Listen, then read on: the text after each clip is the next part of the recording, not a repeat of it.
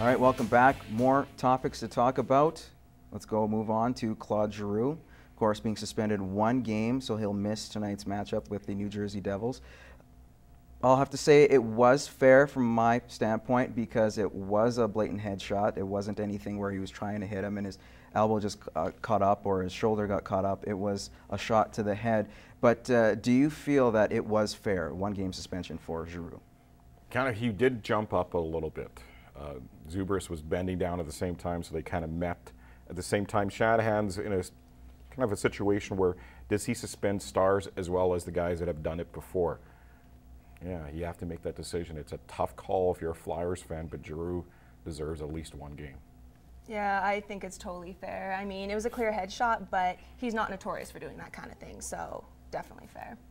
All right, well, we got that done. And of course, you know, I heard a lot of tweets out there, and I was looking and they're saying basically the 1 game for Giroux is the equivalent or even greater than Torres' 25 games because of the impact Giroux's had for Philly in these playoffs, and he has been that de facto leader with Chris Pronger out as captain. But do you see the Flyers in this game tonight? Are they done without Giroux? You know what? They could turn 2 ways. They could either roll over and say, you know, we don't have our #1 guy in the lineup, let's just pack it in, or else they can turn it the other way and really use this as a motivation. You've seen this team come out flat in this series against New Jersey. They don't have that fire like they had against Pittsburgh.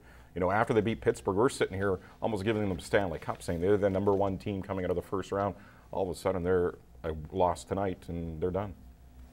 I agree that they're definitely not as dynamic as they were against Pittsburgh, but I think they could lose because of that with or without him.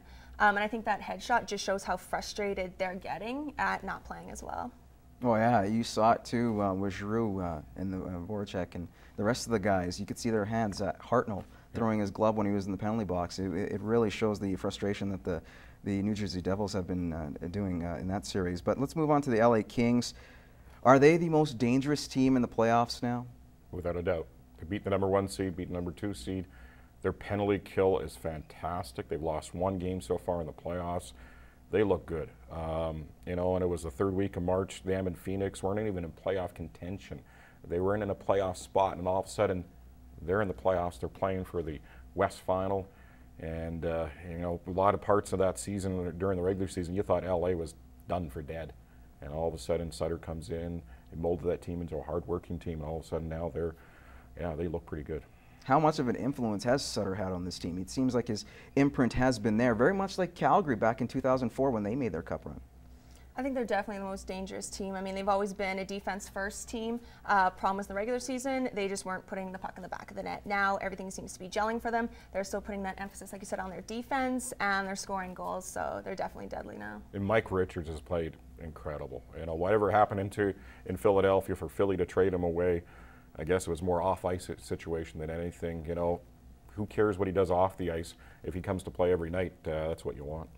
All right, let's go on to the CFL Draft. Ben Heenan, of course, the #1 pick for the Saskatchewan Roughriders. It was kind of a made thing. I know you're shaking your head there.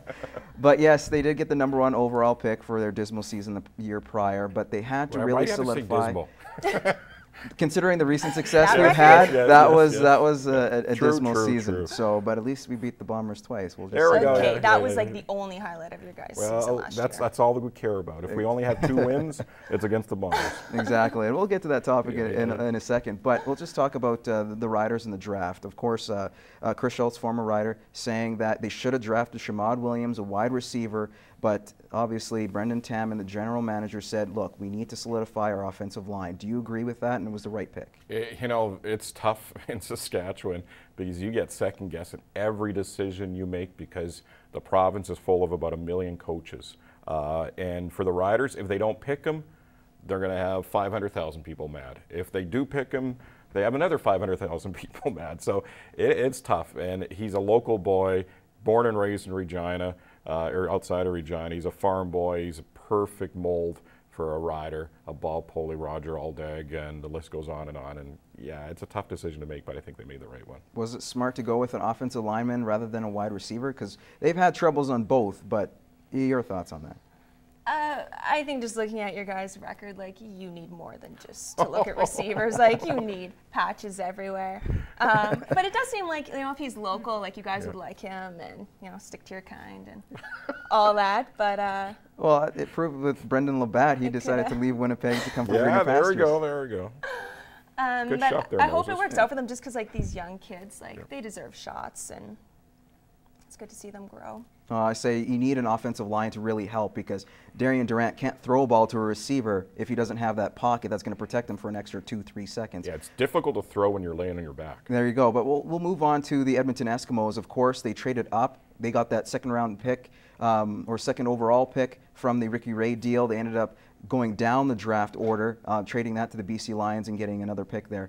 But they ended up going with an offensive lineman named Austin Pastor, a great offensive lineman in his case. He was also drafted by the Minnesota Vikings. And then you also they got in wide receiver Shamad Williams. Now, both of these guys are getting tryouts in the NFL. Of course, like I said, Pastor was drafted by the Minnesota Vikings and looks like he can make the team. He is that good. And of course, I was mentioning Chambers. Pardon me, Shamad Chambers. He is actually going to be getting a tryout with the Philadelphia Eagles. Now, potentially they could lose their two first-round picks. Is that a smart thing to do? There's a high risk, high reward here, especially for getting rid of Ricky Ray. It's gonna suck for them if they don't get those guys. You project, you hope that it works out for them. Like Eric Tillman has done some great job. General manager in BC, Toronto, Saskatchewan, and he's won some great cups. So hard to question Eric Tillman when he makes those decisions. But yeah, if it doesn't work out for him, there's two spots to just go down the drain in a hurry. The draft is just the perfect opportunity to pick up these young Canadian kids. And if you're gonna like almost throw it away on, because you need like a certain amount of Canadian players, right, on your CFL team, then what's the point of having it, right? So yeah, it is a huge risk, and might feel a little bit bad for them if it doesn't work out. All right, I won't feel sorry. Yeah, just a tiny bit, but. Well, let's just touch up quickly on Cole Hamels, of course, on the Sunday Night Baseball game. Plunked Bryce Harper. Bryce Harper got a little bit of revenge. He stole home plate on him, so you know it's a nice little tit for tat there. But obviously, Cole Hamels suspended for 5 games, which basically means his starts is going to be delayed an extra day. But still, Mike Rizzo, of course, the GM for the Nationals, saying, you know what, he was chicken bleep. It was gutless on his part. Do you agree with Mike Rizzo saying that, or do you feel that Hamels was playing old-time baseball? That's how it was. Grow up, Mike. Like, he's been around the game long enough. He knows that that happens in the game. It happens in midget baseball. It happens in the pros. It happens all the time. You throw at a guy, you know what? The only thing that caught him up is that he admitted it in the media. Why would you admit that in the media? If you didn't, nothing would have happened. Yeah, I'm with Hamels, and not just because he's a babe, but I mean, old school baseball, if someone's getting under your skin, you need to plunk a guy every once in a while and kind of send the message, you know, we're not going to take your crap.